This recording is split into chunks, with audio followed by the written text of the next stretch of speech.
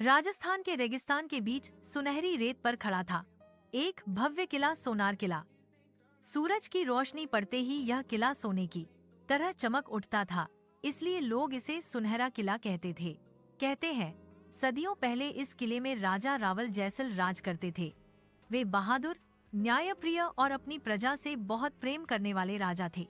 लेकिन इस किले से जुड़ा एक रहस्य भी था, जिसे बहुत कम लोग जानते थे। एक रात की बात है, रेगिस्तान में तेज आंधी चल रही थी। किले के पहरेदारों ने देखा कि किले के सबसे ऊंचे बुर्ज पर एक अजीब सी नीली रोशनी चमक रही है। जो भी उस रोशनी के पास जाता, डर के मारे वापस भाग आता। अगली सुबह राजा ने घोषणा की, जो भी इस रहस्य का पता लगाएगा उसे इनाम दिया जाएगा। तभी एक युवा योद्धा वीर करण आगे आया। वह निडर था और सच्चाई जानना चाहता था। रात होते ही वह तलवार और मशाल लेकर बुर्ज की ओर बढ़ा। जैसे ही वह ऊपर पहुंचा, हवा अचानक ठंडी हो गई। उसे एक धुंधली सी आकृति दिखाई दी। वह एक वृद्ध साधु की आत्मा थी। साधु बोला, वीर योद्धा, मैं इस किले का पुराना रक्षक हूँ।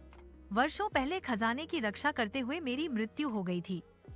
मेरी आत्मा तभी मुक्त होगी जब खजाने को सही हाथों में सौंप दिया जाएगा। वीर करण ने राजा को सब बताया।